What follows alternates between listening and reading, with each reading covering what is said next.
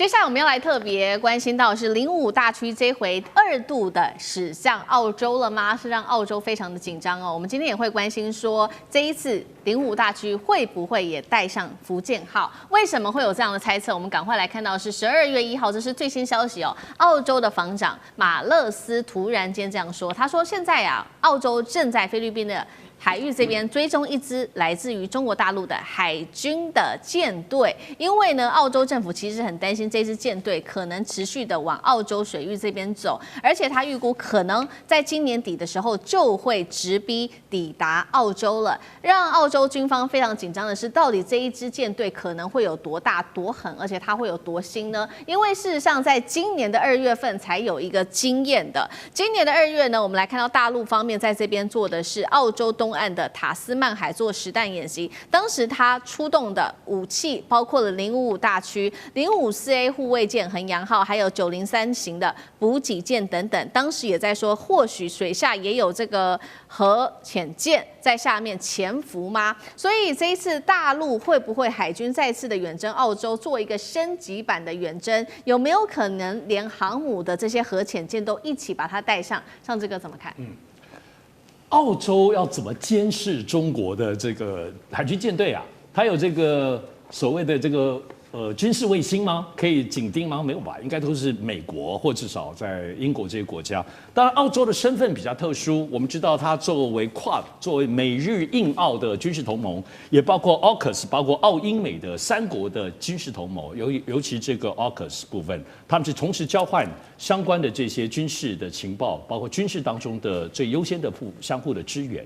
所以，澳洲其实在整个对于中国当中呢，我们现在知道最近这个澳洲跟中国大陆的经贸关系很好，澳洲的总理也都专程到北京。可我觉得这个国家中澳之间关系不错，可是军事方面其实都没有任何的松懈，包括澳洲的相关的这些军港啊，包括中国大陆民间承租的，也都始终处在任何只要触及军事都有一点微妙上。当然，我们知道，其实澳洲这次宣布这个东西，当然表达它对于中国大陆这个海军舰队的一个掌握性。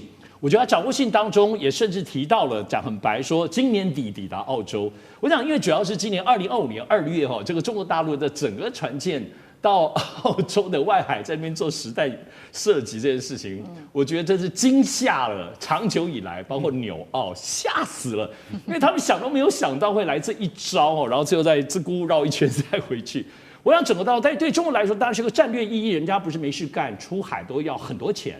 主要还是包括对于美国、包括美国、澳洲等等，我们刚才提到的这些，特别是在所谓东太平洋的关系，觉得中国大陆你真的不可能来800里外远。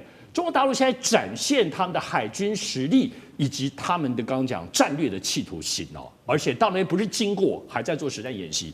我认为澳洲有创伤在军事上，所以我认为12月在今年年底本来安安平平安安度过到耶诞节，但是在军事上目前看起来不算是冲突，但他们预估担心今年底中国的舰队如果过来呢，所以这个命题，那中国舰队为什么要去？因为我们知道，除了今年2月7之外，澳洲在今年参加有关于南海方面，包括跟美国、跟菲律宾，你看多少次演习了？环太平洋还有几次演习？至少在现在新闻报道上，至少超过4、5次以上，大大小小。也就是在南海方面的这个争议点上，其实你跟你澳洲没有800里关系，可是你就这么积极在这里面，我认为中国还是会有一些嚇阻的部分的动作。所以，只就嚇阻的动作来讲，当然也是这样隔空打牛，最后还是嚇阻了澳洲，但是还是警告美国，特别在军事上，我想这个战略始终没有消失。因此，接下来中国大陆会出动什么样的舰队？是不是如澳洲所怕，或如澳洲所愿？到最后就变成最厉害的，是不是？大家现在大陆网民都在想，福建舰会不会刚好出海，好好走远一点，走到一个最远的可能性？希望能够满足大家的期待。好，我们现在看到，现在中国大陆它已经到达了第2岛链这边了。那当然展现军事实力给美国跟澳洲看，但大家看说，那这一次第2次的远征，它会不会如上次一样，只到这个东澳的塔斯曼海这边，还是可能往西澳甚至北澳这边来做前进？尤其这2个地方特别重要，它是澳洲的战略命脉，因为澳洲现在正在这边呢打造它的潜舰还有战略轰炸机的整个基地。那所以大使如何看？那澳洲看到这样的状况，接下来有没有可能有什么新的动作？其实澳洲是还没有习惯啊，对，因为事实上的话，就是说非欧洲背景的这个船队能够到澳洲附近的水域活动啊。这个是历史上是很少见的，我没有查到那个日本当时的舰队有没有跑到西澳洲附近去哈。那也就是唯一非这个欧洲系统的国家，还有美国，它的军事力量能够投射到澳洲附近啊，那是非常少的。哎，中国大陆今年2月下旬嘛，才第一次把这个军事舰艇开到这个地方。澳洲就已经紧张得不得了，那问题就是说，澳洲附近的水域，别的国家不能去吗？军舰不能去吗？国际法没这样规定啊。国际海洋法公约是给有强大海权力量的国家所设计的，所以他们把这个领海说得非常的小，所以呢。只要你船舰不要进入到澳洲的领海，也就是现在就是24海里而已啊。那24海里以外，澳洲沿岸24海里以外，都是全世界任何船只都可以去的，不管是民用船只、休闲船只、军用船只，照现在海洋法都可以自由航行的。那美国更厉害，美国还说，你的领海，我的军舰也可以行使无害通过权，也有自由航权，这就是美国一直要行使航海自由的。那中国大陆如果也可以说，那我也可以进入你澳洲的领海，我是无害通过。那澳洲，所以法律上这个是你们西方人定的游戏规则，主导游戏规则，任何国家的船都可以开到里面。上一次中国大陆，也就是今年2月，中国大陆在什么塔斯曼海啊，那么举办了实弹射击。你知道这个距离澳洲的领海还有多少？还有多远？还有300海里人家距离你300海里，在那边就做一个实弹演练，结果澳洲举国震动。可是你有什么权利可以说你不能来我这边做这个？那个是公海你知道当时荷兰人叫一个这个国际法的天才叫格劳修斯，他是荷兰人，荷兰那个时候是全世界最大的海权国家。荷兰的控制整个世界水域，他写的一个海洋法公约，第一个海洋法第一个原则就是什么？公海自由。然后呢，公海越大越好。沿岸国家呢，它的领海越小越好。为什么？我的船可以开过来，你的船开不过来啊。所以我的船有这个力量能够开着，我当然把我的能够行使我这个航行自由的搞得越来越大嘛。对不对？所以这是你们这个欧洲国家自己海权国家自己定的就是说海洋自由这个原则。那每一次这个沿岸国家想要扩充这些在海上临近海洋的这个权益的时候反对的都是美国，都是这些有强大海军力量的国家。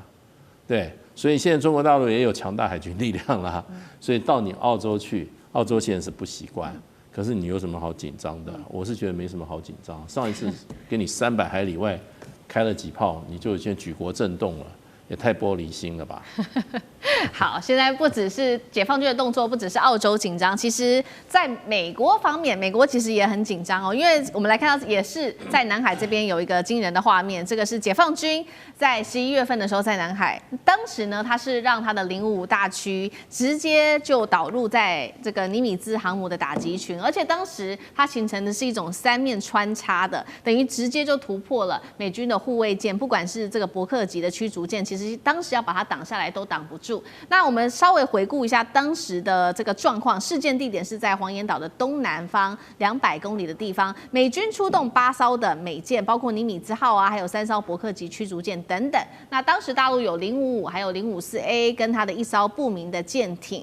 那当时大家就在看说，中国大陆的解放军可以这样子插入，也代表说美军的优势正在削弱当中吗？澳洲智库也有一个最新报告，2025年美军在海事能力的方面，军事能力的领先只有2017年的2/3。干哥怎么看？好，这个消息由于没有出示舰名，也就是说055重型驱逐舰是哪一艘？是南昌号还是遵义号还是什么号？